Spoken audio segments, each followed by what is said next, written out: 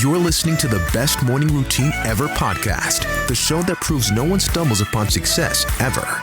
With your host, Lou Need. Every Mondays and Thursdays, we deliver cold hard evidence behind the power of a robust morning routine.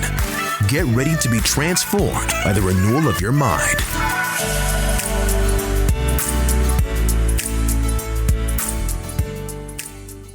Hello, morning enthusiasts. Welcome to the Best Morning Routine Ever podcast. I am your host, Dr. Lou Need, and today I do have the honor of introducing a very special guest to the show, Robert Brace.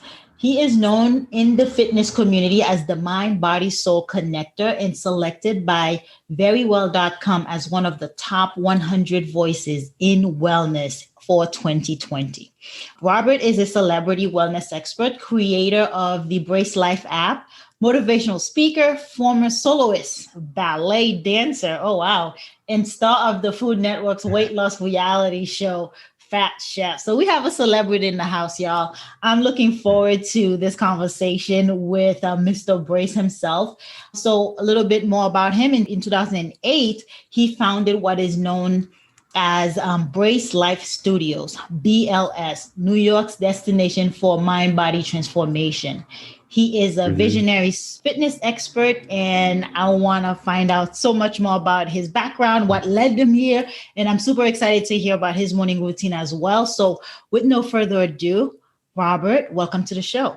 Hey, thank you so much for having me. Appreciate the invitation. Yes. So happy to be here. Yes. It's an honor to have you on the show. As I was telling you earlier, looking forward to hearing about your background. I know you're currently in NYC. So tell us about your journey. My journey. Okay. Well, I am born in London to African immigrant parents, stayed with my grandparents for quite a while.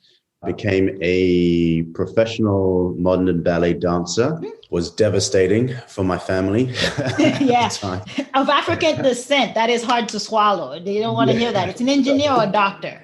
Yeah, that's exactly it. That's what most of the rest of my family became. And so here I come wanting to become a dancer, and at a late age for that career at about 16, 17. Yeah.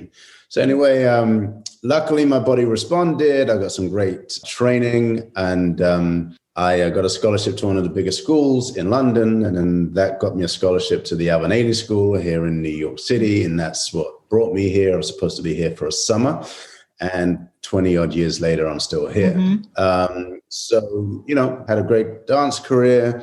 And while I was in my dance career, I started to, I've always had a spiritual background. And so I started to help out with the performing arts ministry with, everything from emotional issues to people who were dealing with addiction, and as a way to get to know people in New York as well. And I ended up volunteering more. My group became larger, and I got an offer to intern in a full-time ministry, which was scary because I didn't come here to be in a ministry. And at the time I was offered the job, I had the best dance gig I ever had.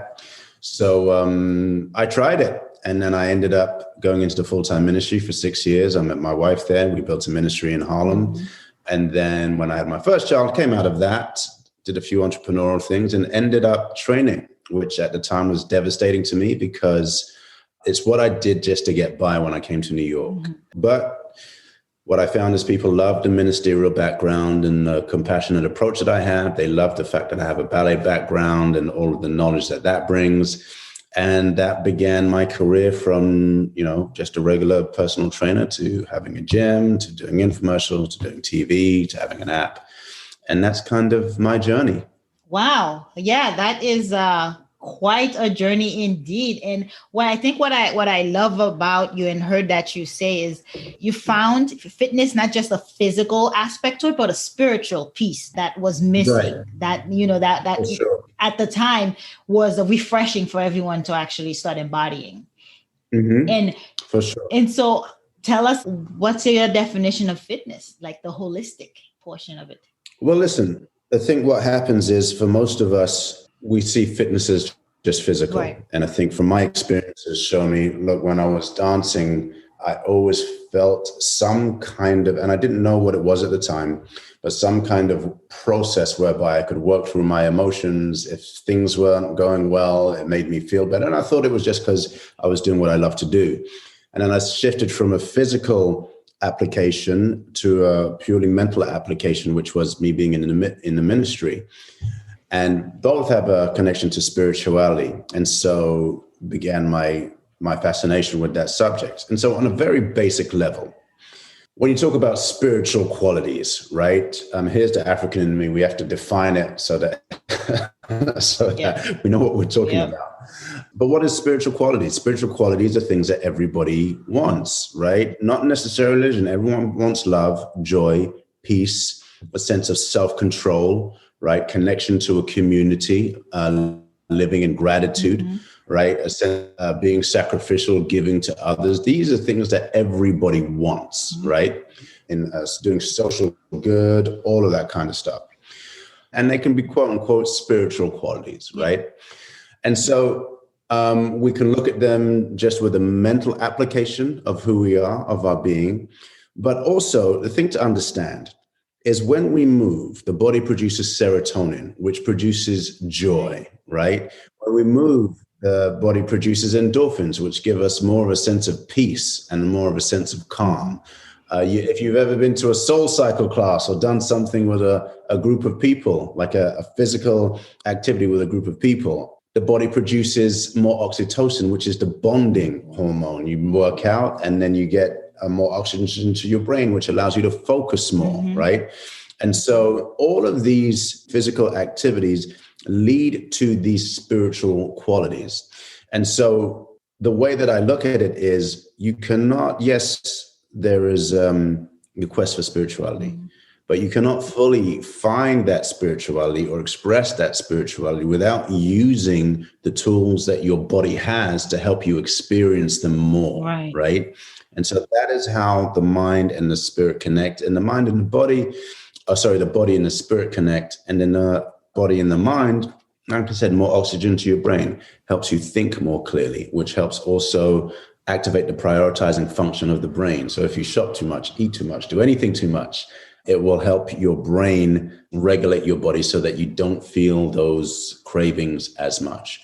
So for me, it's a 360 experience. The mind, the body, the soul, they all work together.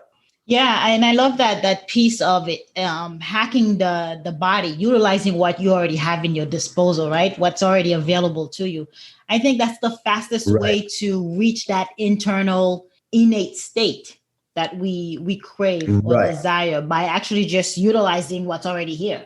Exactly. We have everything that we need inside of us to experience not only physical change, not only but mental change, and as well as the soul level spiritual qualities. We just need to access it. It's even, there's when you work out, if anybody's ever worked out and experienced a runner's high or that kind of intense workout, right?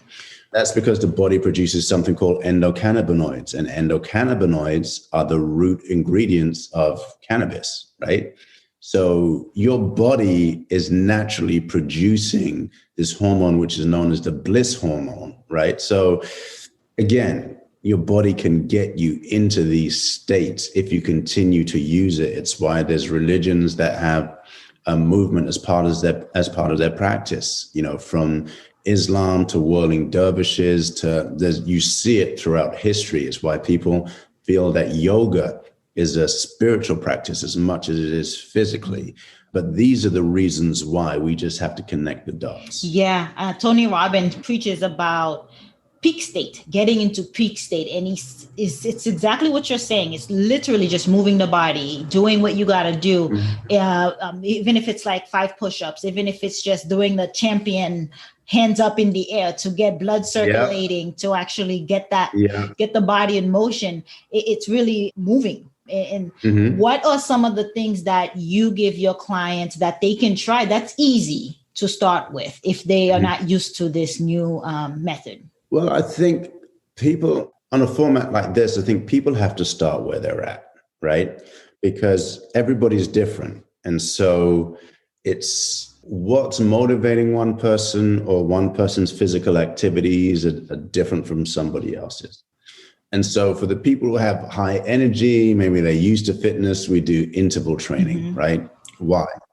We do a specific protocol. A lot of people have heard of it, called Tabatas, 20 seconds of intense activity followed by 10 seconds of rest. You repeat that protocol 8 times for 4 minutes. And it works because on a physical level, it's boosting your metabolism. It's one of the fastest ways to help you burn body fat as well as lean muscle mass, depending on which exercises you're doing. And then on the spiritual side, it's pushing you to that limit. So your serotonin is up, again, more joy, endorphins are up, takes the edge off of your stress. And if you really, really, really go hard, then you get into that place where you're activating those endocannabinoids. So you feel a little bit of a high right afterwards, right? So there's that. But then for something gentler, just deep stretching with breathing. Because as you breathe, there are lots of breathing techniques, and it's one of the simplest things you can do to turn off your fight and flight response. Vagus breathing, 5-second deep breath in, followed by a 5-second long breath out. As you're stretching and as you're breathing, that will shut down the fight or flight response and bring you into a sense of calm. So those are 2 different exercises on the opposite end of the spectrum, the stretching and breathing, and then the super intense interval training. If for a more advanced individual, but you can start slowly just by starting with breathing, and that will start the process. I have this notion I teach my clients is you can do anything for 2 minutes. So if the 5 breaths that you're taking, you can start over and over every day with 5 breaths until you increase that. But you got to start where you are. I love that you amplify that, because you don't want to do what Tony Robbins is doing or what I'm doing. I'm running 5 miles. You don't want to start there. You want to do what works for your body in the moment. And I think you can attest to this is we crave the internal state that we get, not the act itself. Nobody likes running. Nobody likes the grinding, the knee hurting, the pounding, and nobody likes that at all. But we have our why has to be big enough. Our reason for that. The end result has to be big enough for us to push through the pain, the grinding, the agony of running, or even just moving or doing that HIIT workout, intense workout.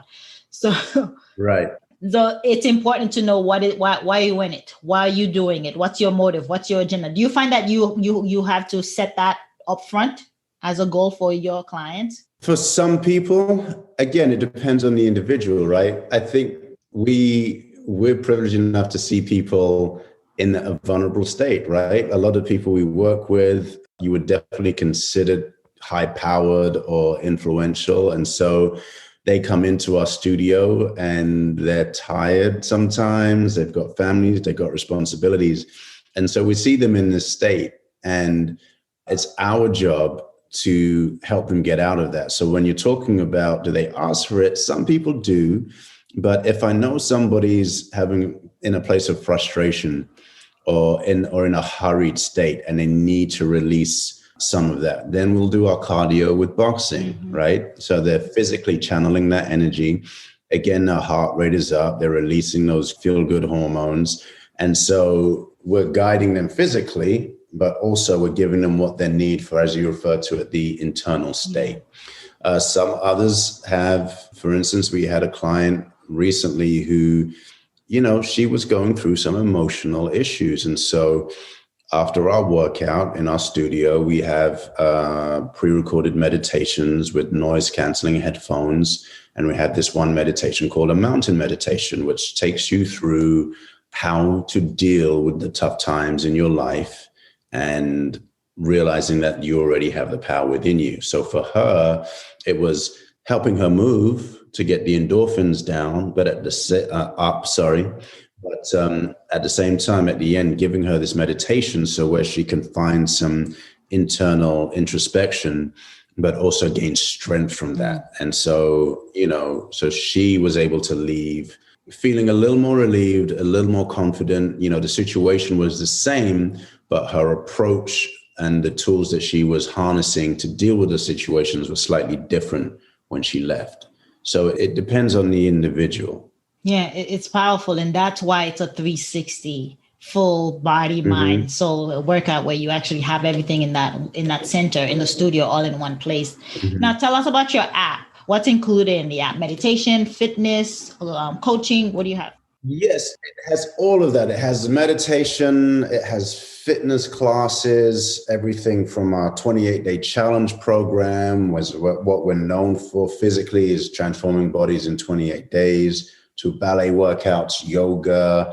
Then we have these mindful motivation segments, which are short videos about specific topics that can add to your wellness, whether it's from looking at weight loss in a different way, or it's looking at how to celebrate your beauty or dealing with stress. So we have all of that, but the main focus of the app is to help people live a daily mind, body, and soul lifestyle. Mm-hmm. And so to that end, within the app tracks, your engagement with your mind, mm-hmm. your engagement with your physicality, your engagement with your spirituality based on which workouts you select. And it helps there's a graphic that shows you, whether you're leaning too much towards just the body and not enough mind, or too much towards the mind and not enough spirit, so that you can really see how you're doing 360 with the mind, body, and soul engagement. Because that's our mission, is to, yes, look, we've got great workouts. We transform bodies. That's what we're known for. We have look on our Instagram page. That's the 28-day challenge transformations are there. That's almost the easy part. Mm-hmm. It's going beyond that and helping people live that 360 lifestyle in a practical way, step by step. So to that end, there are 5-minute workouts. There are 1-hour workouts. There are motivational segments of 18 to 20 minutes. There are 2-minute motivational segments. So everything that you need to actually live that 360 lifestyle. How do you track that on the app? That's pretty powerful if you can tap into that to assess. So, it's done by looking at your engagement in these areas. So we have content from the mind category, the body category, and for the soul category, right? And so and the aim is to do a little bit each day, right? We try to see if you get the first 20 minutes of your day is when your brain is in an alpha stage, and that's when you're ready to soak up as much positive information as possible. So we want you to soak up a mind or a spirit video or part of the app at that time. And then you get your body in, your workout in whenever during the day, in the morning, afternoon, evening, right? Again, from 5 minutes to an hour. And then when you're resting, or if you're having a stressful time during the day, then you work on the spirit. You do a meditation, you do the breathing exercises, right? And the app tracks all of that.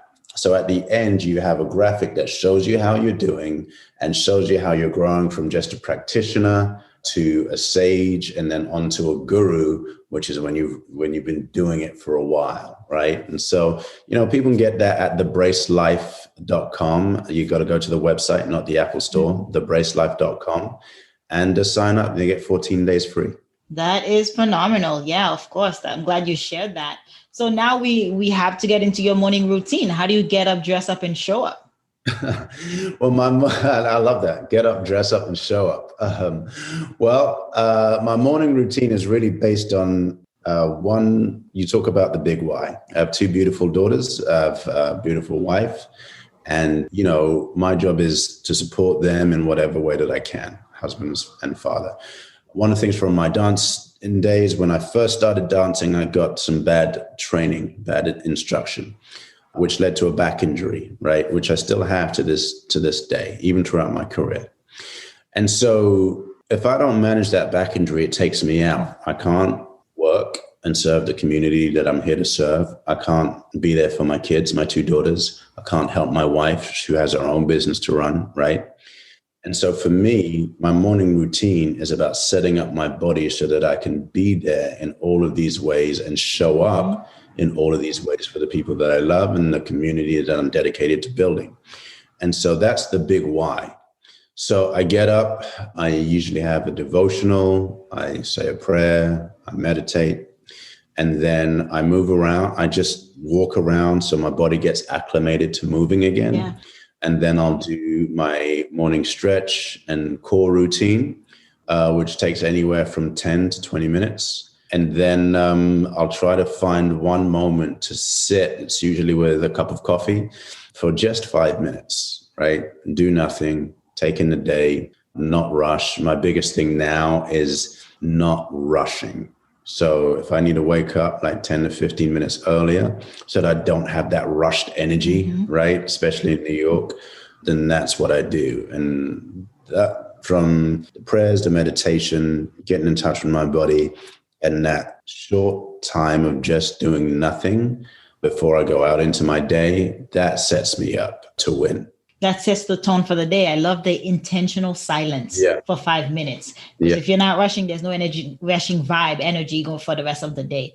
That was well put. Thank you for sharing and being candid with us today. I really, really appreciate your time and value the morning routine and how it contributes to your success continuously and relieving your back pain so you can show up for your family.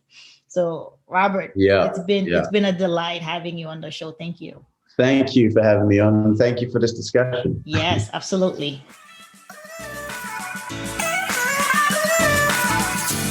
All right, morning enthusiasts, that's it for today's show. Thank you for tuning in. If you love the Best Morning Routine Ever podcast, we'd love to hear from you. So go ahead and subscribe, rate, and give a review on iTunes or Google Play. While you're at it, tell a friend about the show.